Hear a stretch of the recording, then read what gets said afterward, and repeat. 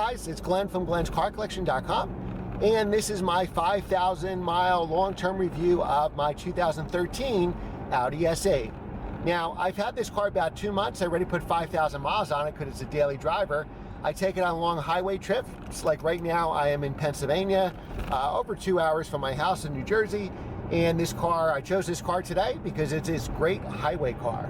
So in this video, I'm going to tell you what I like about the car and what I don't like about the car 5,000 miles in. So the good news is, since we're putting 2,500 miles a month on the car, realistically, we're gonna come up with hopefully 30,000 miles at the end of the year, maybe 28,000 miles. I know a lot of you guys complain I don't drive my cars enough, and you're right. I have too many, and most of them are weekend cars. But since this is a daily driver, this car is just gonna pile on the miles. All right, so now we're inside the interior of the car, and we're gonna start it up. I just had it on, so here's the screen. As we start it up, you're gonna see the MMI screen pop up, and then the tweeter from the Bang & Olufsen's pop up. That's one way you could tell if your car has Bang & Olufsen, if you see the tweeters, or also, I guess, the silver speakers instead of black speakers. So let's start the car. You'll see this rise, and you'll see that rise. All right, so the MMI comes up right away, and now you see the Bang & Olufsen speaker just rose. My car has the wood finish.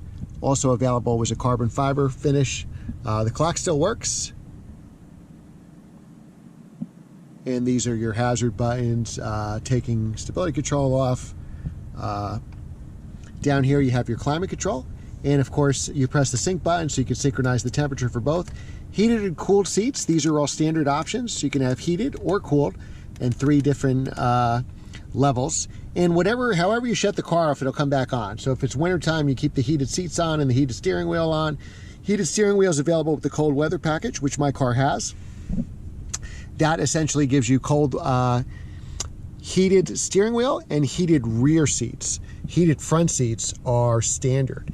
And now if we went through the massage, I'm going to switch hands for a second. Keep looking at the screen here.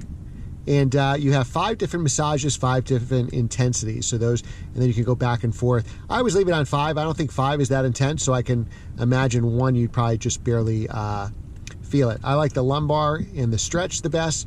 Shoulder, I don't notice it too much. Maybe I'm not sitting upright enough, and it's supposed to do my higher up in my shoulder, and I just don't feel it. So I usually don't use shoulder. Then you have all the steering wheel buttons here. So this, you can go through various options. If we look at the screen here, so this will tell you the date, what I've been driving for 4 hours today, 2 hours to Pennsylvania, 2 hours back.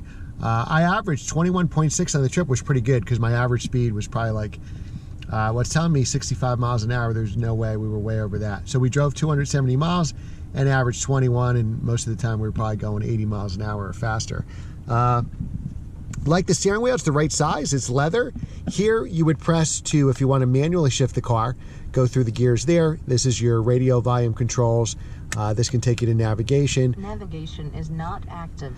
Okay, navigation is not active right this second, maybe because we just turned on the car. And then you can go to the menu here. So you have menus for various things, navigations, info about the car, telephone. So if we put the car, I usually drive in comfort, or you could drive in auto. So if you start driving more aggressively, it'll put you in the sport mode. Dynamic, where you have stiffer steering, stiffer suspension, more engine sound, faster shifting, and then individual. So I like to usually keep it with comfort suspension, and then sound for the engine, and more aggressive shift, and but usually the suspension in soft. So the ride is really good. It would get stiffer if you put it in dynamic mode. Steering is probably too tight in dynamic mode. It's fine if you don't do any tight turns. Because if you leave it in dynamic with the dynamic steering, then when you go to turn into a parking space, it's almost impossible to turn the wheel. So I usually leave it in comfort mode or individual mode. And now we can raise and lower the suspension. The suspension is lowered right now. If we hit raise, it will raise the suspension. So these 4 buttons here, these silver buttons, correspond with the 4 buttons that are up here, the 4 corners. So we're going to hit the top left button and that'll raise the suspension. Now it's telling you it's raising right now and it isn't. There's definitely a delay. I can get out of the car and probably set up my camera and then it'll go up. So it'll go up probably 30 seconds from now, not exactly right now. But that's good, helpful around town. You go into shopping centers, strip malls. A lot of them have steep driveways or in gas stations, and then you could easily take care of it that way by raising your suspension. Raise it ahead of time because it doesn't raise that quickly. So we're going to put it, I always drive it with the lower, so let's put lower. And then you can set individual controls here while that's setting up. So engine, transmission. So I always have it on dynamic for the sport differential, which actually helps with understeer and engine sound. And then I usually leave auto on the suspension and the steering. Steering's a little too tight, in my opinion, for dynamic mode. And then you could call telephone, navigation. You can pay. When this came out, I think you could pay for a Google Earth thing. I believe you could still do that. Mine probably long expired, that subscription. The first owner must have had it. So it's basically a 2013 navigation screen. But obviously, if you had Google Earth or Maps, it would be a lot better. It would look like, going on Google Earth. All right, so that is the Audi so far. We've put 5,000 miles. I'm really enjoying it. Full tank of gas, which we just got. It's I forget how many gallons the tank is. It's either 21 or 23. We just got gas right now, so it's telling me I have 515 miles of range.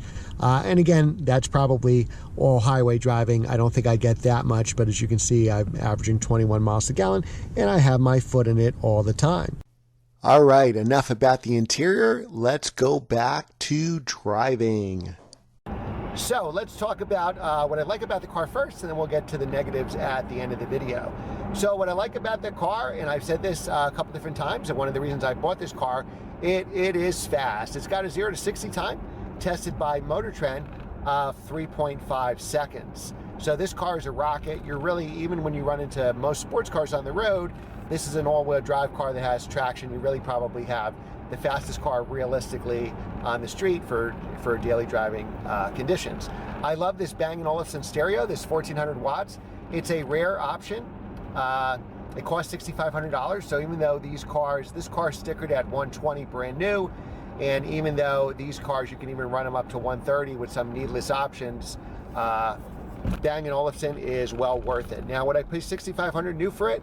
Well, if I was already spending $120 for a car, maybe, probably. But realistically, if you're buying this used, like I buy my cars used, you should definitely get one with the option. The Bose isn't bad, it's actually good, but this is just a whole new level. This feels like whatever your favorite music is, you'll can't wait to drive this car just to listen to the stereo.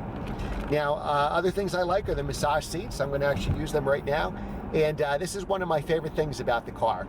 It is just, it keeps you awake on long trips. It keeps you, from getting bored or not paying attention because the massage things are working. And it's great after hockey. I love taking this car to hockey because then I can, get massaged on the way there and on the way back. So if I took a slap shot or something, or, whatever happened, I got knocked down, this certainly helps tremendously with that. It's been a great work car. I've had clients in the front seat and the back seat. I have one client now who's like an ex-basketball player, so he's real tall, so he needs my front seat all the way back. And there's plenty of room for him where he can only really fit in SUVs because he can't really fit in a car because he's so big and tall. This car fit him no problem. So those are great. Gas mileage, I'm actually pretty surprised. Putting all these miles on, gas mileage does make a difference. It's just starting to rain here.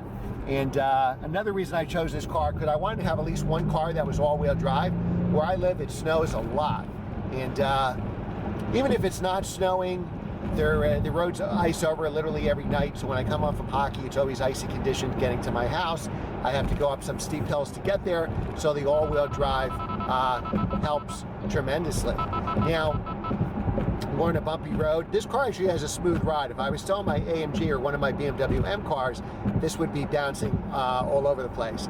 But since this is a luxury car first, it's definitely a luxury car, not a sports car. It definitely smooths out the ride. All right, let's talk about gas mileage. While driving on the highway like this, we're at 1,600 RPM, we can easily get 25 miles to the gallon. Now what I do is I have a heavy foot, so I'm constantly passing cars, and that gets my average mileage to about 21. But 21 for a 520 horsepower sedan that's 0 to 60 in under 4 seconds is really, really good. These Pennsylvania highways are loud. All right, so now let's go over some of the negatives of the car now that I've had it 2 months and 5,000 miles. And we'll do a ongoing long-term review, so we'll see service, reliability. So the one thing you'll hear about these cars is that they're not reliable. So I went on the Audi forums before I bought this, and I've been on the Audi forums a long time because I had a 2005 Nagara Blue S4 6-speed manual sedan way back in the day. I leased that new in 2005. And so I've been on the Audi forums ever since, sporadically. So I wanted to check into the reliability of the S8, because once I drove one, it really got me hooked and interested in the car. So if you read the forums, like any forums, you're more likely to complain if you had problems. So if you go on the forum, you'll think every S8 blows up the day after it's on warranty. Then as you read into it, it's more hot. You know, cars do have problems, but most of the problems that happen, blown turbos, electrical gremlins, happen at high mileage. They happen with cars that maybe were tuned, so obviously their turbos are going to have a shorter life. They happen with maybe cars that had a lot of deferred maintenance. So usually there's a reason or just too many miles on the car. Obviously, if the car has 80,000 miles, it's going to need something. If the car has 100,000 miles and it's been tuned and beat on all the time, it's going to need something. So because of that, I just wanted, so this is my everyday car and I don't want to throw a ton of money into this car. I wanted to get a CPO. So I really had to search the country for a CPO with a realistic price. Most CPO cars are priced about 10 grand more than ones without a warranty. So are you going to make up that 10 grand in the CPO? Probably not. But typical CPO cars are good cars. They haven't had accidents. They have 2 keys. They usually have original paint. So that's what I was looking for. Now I wanted CPO for a good price, and I wanted a Bang & Olufsen stereo. So what I had to give on was the color. I really wanted black on black, and this is called Ice Silver. But now that I have it, I really like this color probably the best because it always looks clean, which is good for a work car. The brakes are huge in this car, so I'm constantly cleaning brake dust off the front brakes, but I don't necessarily always have to clean the whole car because it does always look clean, which is good since it is a work car. So I wanted a CPO car, Bang & Olufsen, decent price. So that gave me basically 2 dealers, one in New York City and one in Miami, Florida. And there were S8's a pretty rare car. So there are a couple cars available in the New Jersey area, but they were priced at least 10 grand too high, maybe 15 grand too high. So then you compare it with a car out of warranty, and that car is, $15,000, $20,000 more. So it made no sense to do that. So I found exactly what I wanted in Manhattan, but it had 34,000 miles instead of 19, but they wanted $10,000 more. So for a car with almost double the mileage, the price shouldn't be, it shouldn't be double the price, no way. Now that's probably the Manhattan tax, everything is more expensive in New York City. So I called the dealer and said, look, I'm right across the bridge, the George Washington Bridge in New Jersey. If you gave me a decent price on that car, and I was even willing to pay more just for the convenience, I'd buy the car today, bring in my GLA 45 AMG, give me the same trade the local Audi dealers were giving me here in Jersey, and then I would gladly do the deal.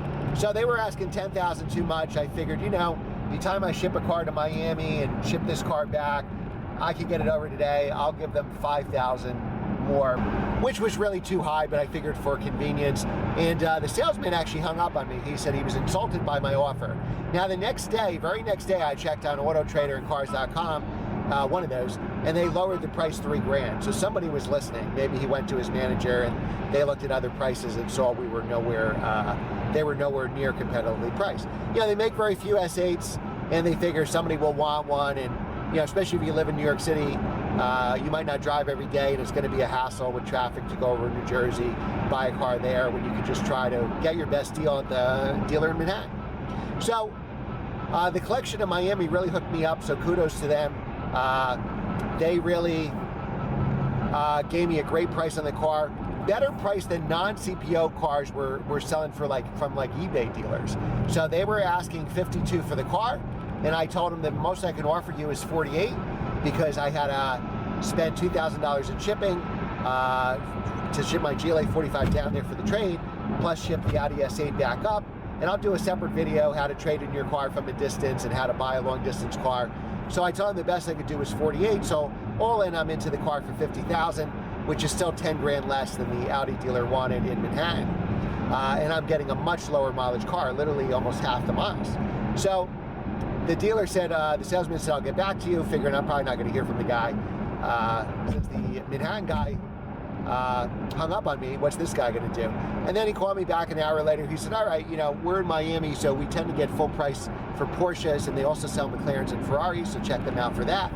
And they said, you know, nobody wants an all-wheel drive Audi in Miami. Nobody needs one. So they took my price for 48, so it was a steal. All in, I got this car for 50. At that time, 2 months ago, CPO cars, again, with double the mileage, were asking about 60 grand. There was one dealer in New Jersey that was asking 68 grand for a high mileage car with like 50,000 miles. So that just shows you prices are all over the place here, and you really have to shop around. Don't be afraid, you know, factor in shipping. It usually costs about $1 a mile to ship. So if you're in New Jersey like me, shipping a car to California, it'll probably cost you $3,000 to Florida, which is about 1,000 miles from where I live. Whoops, radar detected. Is about $1,000. So factor that in. Most of the time, especially if you live in my area, which is called the tri-state area, New Jersey, New York, and Connecticut, prices are way higher here because there's a lot of money.